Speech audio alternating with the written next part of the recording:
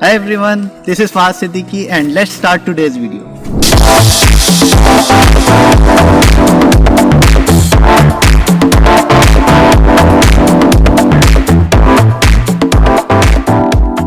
So in this video, we are going to discuss how I came to Norway, how I got the scholarship, how much I spent during the application process, how long it took to process the application, and in the last I will guide you how can you come to Norway under the same program. तो सबसे पहले बात करते हैं कि मैं किस तरह से नॉर्वे आया। तो मैं यहाँ पर मास्टर्स के लिए नॉर्वे आया हूँ फुली फंडेड स्कॉलरशिप पे इन अप्लाइड कंप्यूटर साइंस। ये 2 साल का फुली फंडेड प्रोग्राम है और इसमें मैं यहाँ पर मास्टर्स कर रहा हूँ। मैं जिस स्कॉलरशिप पे हूँ वो है नॉरपार्ट कनेक्ट। तो नॉरपार्ट कनेक्ट की बात करते हैं तो नॉरपार्ट कनेक्ट जो है वो एक curricular development and capacity building programme है जो कि एक हायर एजुकेशन कमीशन नॉर्वे जो कि डीकू है, पहले डीकू था, अब जो है वो इट्स रीनेम टू HEC, और उसके साथ जो है वो पाकिस्तानी हाई कमीशन के बीच में ये प्रोग्राम है और इसमें 2 यूनिवर्सिटीज़ और पाकिस्तान एम्बेसीज इन्वॉल्व हैं जो नॉरपार्ट कनेक्ट में पार्टनर्स हैं। तो पहली यूनिवर्सिटी जो है वो है सक्खर IBA यूनिवर्सिटी, एक जाना माना नाम है पाकिस्तान का, और दूसरी यूनिवर्सिटी जो है इस प्रोग्राम में जो पार्टनर है वो है NTNU नॉर्वे, जो कि नॉर्वे की एक बहुत फेमस यूनिवर्सिटी है। तो इन दोनों यूनिवर्सिटी के बीच में ये एक प्रोजेक्ट है। इसमें 3 इसके मेन जो है वो प्रोजेक्ट हैं जो कैपेसिटी बिल्डिंग है जिसमें कुछ फैकल्टी एक्सचेंज होते हैं, सेकेंड प्रोग्राम है मोबिलिटी का जिसमें कुछ स्टूडेंट्स एक्सचेंज होते हैं, और जो थर्ड है वो स्कॉलरशिप का है जिसमें फुली फंडेड मास्टर्स की स्कॉलरशिप ऑफर की जाती है। तो ये है नॉरपार्ट कनेक्ट। और नॉरपार्ट कनेक्ट के बाद अब हम बात करते हैं कि किस तरह से मैंने ये स्कॉलरशिप अर्न की।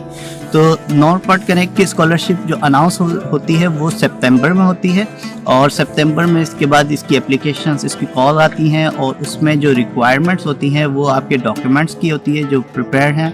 उसके लिए हम एक अलग से वीडियो बनाएंगे और किस तरह से आपने डॉक्यूमेंट्स प्रिपेयर करना है, कौन कौन से डॉक्यूमेंट्स रिक्वायर्ड होते हैं, और उसके साथ एक आइल्स का रिज़ल्ट चाहिए होता है जो कि मिनिमम 6.5 बैंड होता है।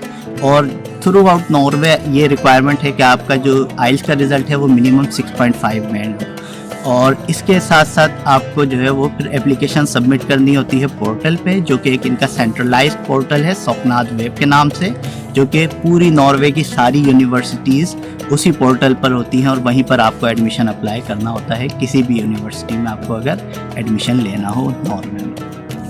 तो इसकी जो डेडलाइन थी वो दिसंबर थी इन 2022, और उसके बाद इसकी एप्लीकेशन प्रोसेस होती है और मार्च अप्रैल में जाके इसका डिसीजन आता है एडमिशन का। तो यहाँ पर जो सिलेक्शन का क्राइटेरिया है उसमें ये प्रीफर करते हैं अच्छे ग्रेड्स, आपकी जो प्रीवियस स्कूलिंग है वो किस तरह से, उसके ग्रेड्स किस तरह से हैं, आपने वहाँ पर किस तरह से परफॉर्म किया है, उसको ये प्रायोरिटाइज करते हैं। तो नॉरपार्ट कनेक्ट में फिर मैंने जो है वो फॉर्म फिल किया था, और यहाँ पर जो NTNU में मुझे एडमिशन ऑफ़र हुआ। उसके बाद NTNU के बाद मैं स्कॉलरशिप के लिए एलिजिबल था, तो मुझे स्कॉलरशिप ऑफ़र हुई, और फिर उस स्कॉलरशिप की बेस पर फिर अगस्त में 2023 में मैं यहाँ पर आया। तो ओवरऑल अगर आप ड्यूरेशन देखें एप्लीकेशन का तो स्टार्ट्स फ्रॉम सितंबर और एंड अप विद अगस्त। मैं अगस्त को फर्स्ट वीक में यहाँ पर आ गया था, सेकंड वीक में, और ओवरऑल ये 8 महीने कुछ लगते हैं। लेकिन प्रोवाइडेड द फैक्ट कि मेरे पास ऑलरेडी मेरे जो डॉक्यूमेंट्स थे वो रेडी थे, और वो किस तरह से रेडी करने हैं और किस तरह से आप स्कॉलरशिप हंट कर सकते हैं वो भी मैं आपको गाइड करूँगा। तो अब बात करते हैं कि आप किस तरह से नॉरपार्ट कनेक्ट प्रोग्राम पे नॉर्वे आ सकते हैं। तो अब मैं आपको गाइड करता हूँ कि किस तरह से आप नॉर्वे आ सकते हैं under the same connect programme. तो जैसे मैंने आपको बताया कि कनेक्ट प्रोग्राम में 3 प्रोजेक्ट हैं। एक है कैपेसिटी बिल्डिंग का जो फैकल्टी एक्सचेंज के लिए है, दूसरा है मोबिलिटी का, और तीसरा स्कॉलरशिप्स का जिस पे मैं आया हूँ यहाँ नॉर्वे। तो स्कॉलरशिप्स वाले में ये था कि टोटल 6 स्कॉलरशिप्स थी जो कि फुली फंडेड स्कॉलरशिप्स थी मास्टर्स के लिए, और सिर्फ IBA सक्खर के जो एलुमनाई हैं जिन्होंने बैचलर्स कंप्यूटर साइंस में किया है सिर्फ वो एलिजिबल थे इस स्कॉलरशिप के लिए। तो इन टोटल ये 6 स्कॉलरशिप्स थी, और लास्ट ईयर जो लास्ट स्कॉलरशिप्स कुछ रह गई थी वो ऑफ़र हो गई हैं। तो अनफॉर्चुनेटली अब इस प्रोग्राम में मज़ीद कोई मास्टर्स की फुली फंडेड स्कॉलरशिप अवेलेबल नहीं है। लेकिन फिक्र की बात नहीं है, हमारे पास आपके लिए एक और ऐसा प्रोजेक्ट है जिसमें आप नॉर्वे आ सकते हैं, जो है मोबिलिटी का। तो मोबिलिटी प्रोग्राम में आप नॉर्वे आ सकते हैं। मोबिलिटी प्रोग्राम क्या है वो मैं आपको बताता हूँ। मोबिलिटी प्रोग्राम में यह है कि स्टूडेंट एक्सचेंज है। हर सेमेस्टर में कुछ स्टूडेंट्स सक्खर आईबी यूनिवर्सिटी के कंप्यूटर साइंस डिपार्टमेंट से जो मास्टर्स कर रहे हैं वो NTNU नॉर्वे में आते हैं।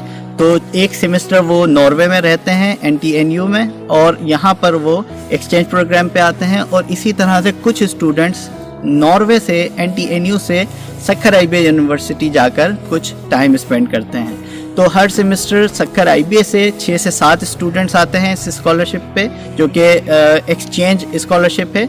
तो जो स्टूडेंट सक्खर आईबी से मास्टर्स कर रहे हैं कंप्यूटर साइंस में, वो यहाँ पर आ सकते हैं। तो अगर आप भी सक्खर आईबी यूनिवर्सिटी से मास्टर्स कर रहे हैं तो आपके पास भी अपॉर्चुनिटी है कि आप मोबिलिटी प्रोग्राम में एक्सचेंज स्टूडेंट के तौर पर NTNU नॉर्वे आके एक सेमेस्टर गुजार सकते हैं। और अगर आप जो है वो IBA से मास्टर्स नहीं कर रहे तो आने वाली कॉल्स में आप IBA के कंप्यूटर साइंस डिपार्टमेंट में मास्टर्स के लिए एडमिशन ले लें।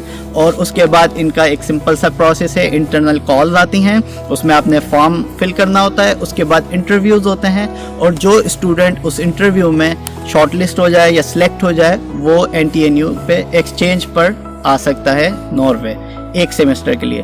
तो आप यहाँ पर एक सेमेस्टर के लिए आ सकते हैं, वो भी फुल्ली फंडेड स्कॉलरशिप पर। अगर आपको मज़ीद कोई इन्फॉर्मेशन चाहिए नॉरपार्ट कनेक्ट या इस स्कॉलरशिप से रिलेटेड, तो वेबसाइट का लिंक मैं डिस्क्रिप्शन में दे दूँगा।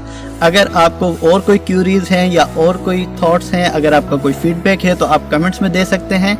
और अगर आपको ये वीडियो इन्फॉर्मेटिव लगी तो आप इसको दूसरों के साथ शेयर कर सकते हैं, हो सकता है किसी और का इससे फ़ायदा हो जाए। तो अगर आप मज़ीद इस तरह की वीडियोस देखना चाहते हैं तो इस चैनल को सब्सक्राइब कर लें, नोटिफिकेशन बेल आइकन को क्लिक कर लें ताकि आपको टाइमली नोटिफिकेशन मिले मेरे आने वाली वीडियो का। तो थैंक यू।